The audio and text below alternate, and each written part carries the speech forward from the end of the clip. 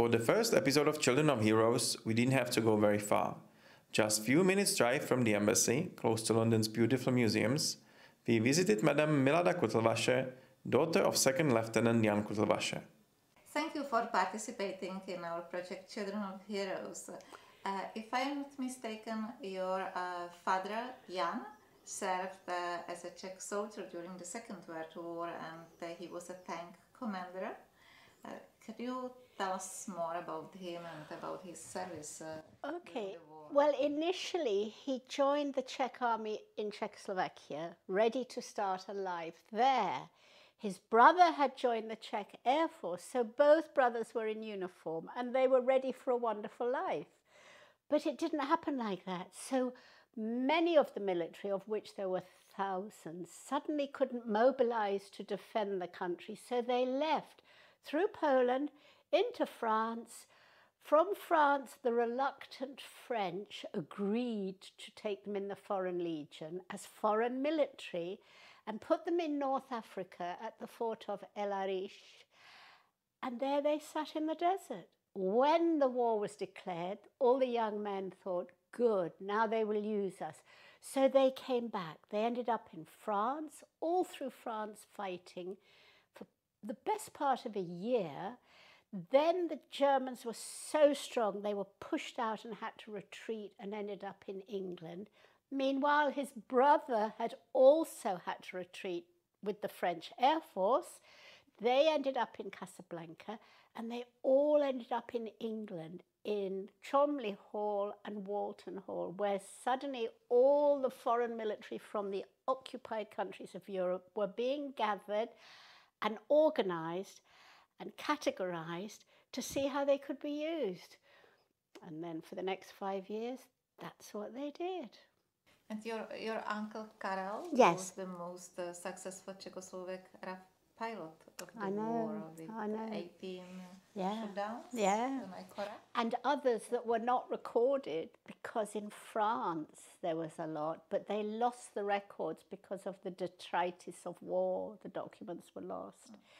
And yeah, they were fighting. They were fighting. And Were you close to him? very, very close. So yeah, I was only 12 when he died. It was tragic when we lost him. So you moved to the UK in 1949 together with your family? Yes, we were in Germany, in Regensburg for a little while. Then we came to England. So if I can show you the cookery book that Mummy carried with us the night we escaped. She wanted to take her cookery, the family cookery book from her grandmother, as well as knives and forks, because she had heard that in England they eat their food out of newspapers. So she was very concerned, and these are all made in Czechoslovakia, old Czechoslovak knives and forks. So we did bring memories of Czechoslovakia. Then the picture she painted of the home where my father built the two houses, hoping we would have a life in Czechoslovakia, but it didn't happen like that. I still like to keep my little mementos. I'm always aware of where we came from.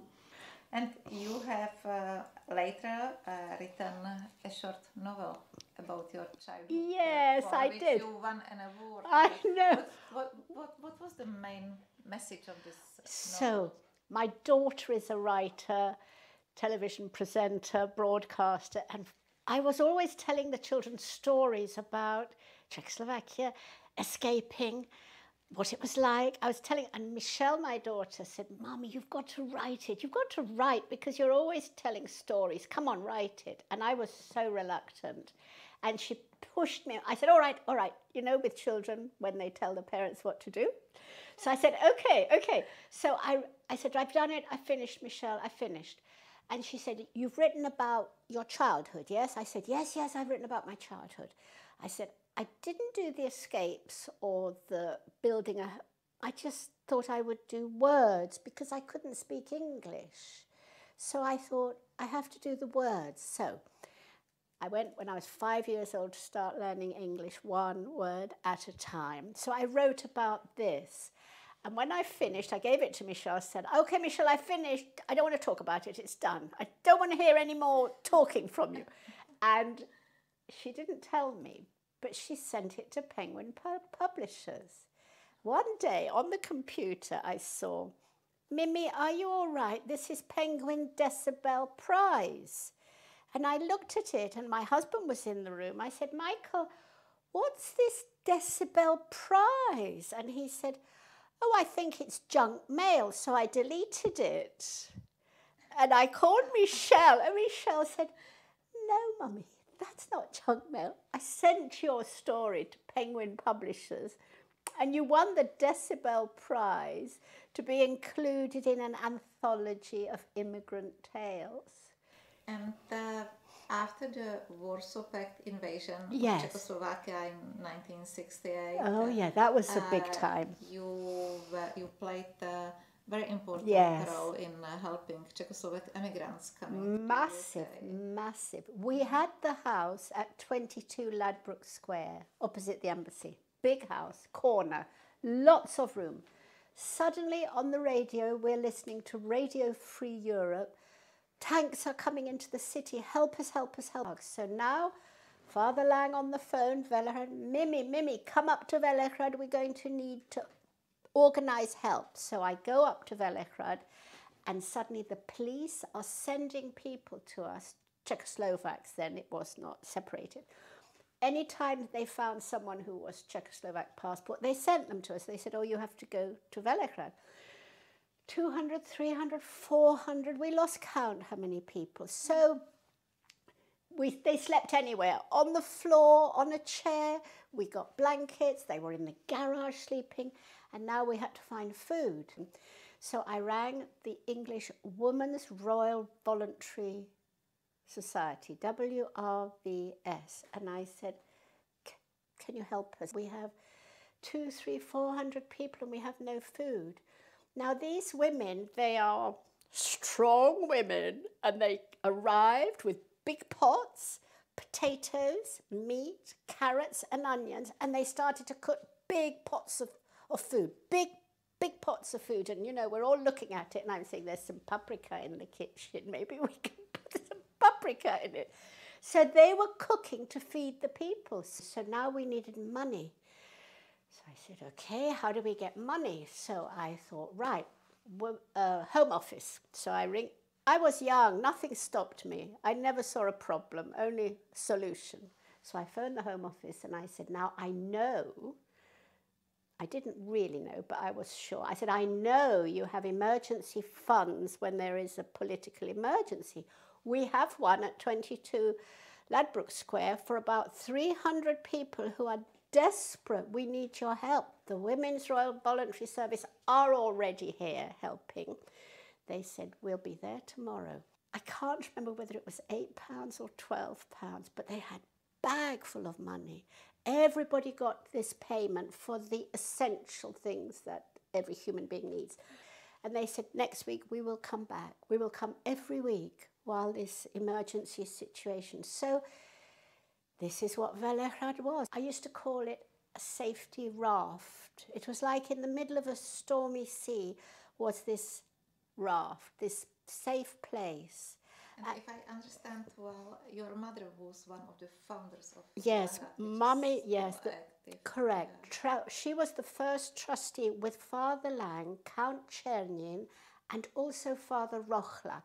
We bought the house at the time, I think it was 32,000 or maybe 35. So we were all putting our money together to help. And then we had no money to look after the house. So the house just was in not a good condition, really. So in the end, it had to be sold, but it made a huge 10 million we got for the house. So that set up a new centre. So we have the house in Hammersmith, which is beautiful. Immediately after the invasion, yes, you were one of the leading figures. I think I was. Of all these protests. Yeah, carrying the flag. My father was carrying the flag. And even appearing in local newspapers. Yeah, this wonderful traditional folklore. I know. And not only me, there were probably about 20 or 30 ladies in costumes and maybe 10 men. So it made a dramatic sight in London to see us with the Czech flag and respectable people. We were not hooligans, we were respectable people. And what was the reaction of people here? Very often they joined us. Very often, and very often they'd say, oh, in the war, in my village, we had some Czech soldiers. My parents told us. So you did find these connections. And I don't think we ever had anyone shout us down. We always sang Der Domov Mój at the end. So that was with great gusto, that was sung. Put on your national costumes. We're going to protest against the Russian invasion. So everything was, yes.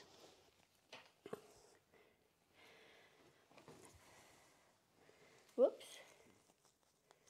So we would, this is letce, which is not strictly our village, but it's the costume I got. And then, of course, we made political protests in London, which were filmed in Prague, and our relatives were said, why are your family protesting in London? And this is resembling these little things fish have, like scales. And so it was a tradition to put like fish scales. And we had a lot more costumes, but things disappear. Family were put in prison by the communists. Mummy's sisters were put in prison. Her brother was put in prison. So they paid the price of the brothers who fought in the West and the families who were protesting in London, because every time we protested, they were knocking on the doors of the family saying, this is a photo of your family in London protesting. So it was far-reaching, the consequences of what we did. Negative for the families, hopefully a bit positive here. And Mummy's brother, who was a priest, he was put in prison constantly.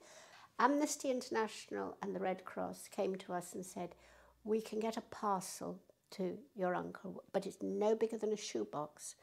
And when the box was finished, the Red Cross said, you have to put stamps on it because we will post it to our agent in Prague. So now I go to the post office with this box, and it's Christmas time.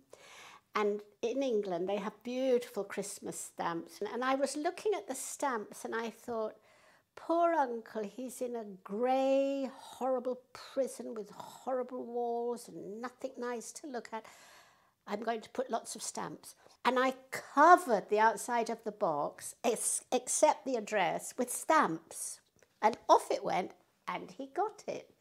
Now, about 50 years later, the Berlin Wall is down. Mummy and I go to Czechoslovakia for the first visit. First visit, she's seeing her brother. And he's old, and he's sick, and not in good health. And he says to me, where did you get the idea to put those stamps on? I said, well, I just thought it must be so awful in the prison and dark and ugly. I said, why? He said, oh, the prisoner governor was a stamp collector. And so they weren't allowed to touch the prisoners' things. The Red Cross stopped it. But he said, I used the stamps for a little more sugar, a little more coffee. You spent your life as a teacher, yes. even when retired. you never are stop. still involved in educational activities. How exactly? Every opportunity when I can share information with anybody, if they ask a question, they need to sit down because I don't mind how long I take to help to explain. For example, in the last few years, I found a memorial here to all the Slav people who lost their lives, their homes and their countries after the communists took over. And I found this memorial and it was dirty and neglected. And I thought, oh no, I have a little job here. So I took a bucket and soapy water and I cleaned the whole thing. And then I read the inscription, which is traumatic. And I thought, right, I am going to be putting poppies and daisies and cornflowers, the symbols of our country. I'm going to be bringing them here and putting them. And that's what I will do. Then the invasion of Ukraine happened. I thought, right, I have red, white and blue for the Czech colours, which I have there. I'm going to make one in yellow and blue for Ukraine. It's a beautiful sculpture, isn't it? And here's a little child. Look, look. Here, this one. I mean, they look Slav, don't they? They're not English faces. I know. And look, this little one, this little child, look. I always rub its little cheeks. And the children are suffering again. Yeah. And people will stop and say, what are you doing? Why are you doing it? And I say, let me tell you what this is here for. And so I kind of teach, but hopefully not oppressively, but enough that people think about it and come back and tell their friends. We are approaching the end of our today's interview. Do you have anything else to add we haven't touched upon yet? Well, I think once upon a time this type of interview would have been wonderful. But I think now this type of interview is exceptionally important because we have just seen another invasion of another Slav country, and against all our instincts and all our beliefs, it's happened again. So to continue the sharing of past memories, the risks that are still all around us, unfortunately, we cannot sleep. We have to always be alert. And the knowledge that this interview is passing through the next generation is so important because it's morality, it's critical, it's democracy. And so I think these interviews to resurrect the memories of people who have lived through it and been left in another land and had to survive, it's going to happen again.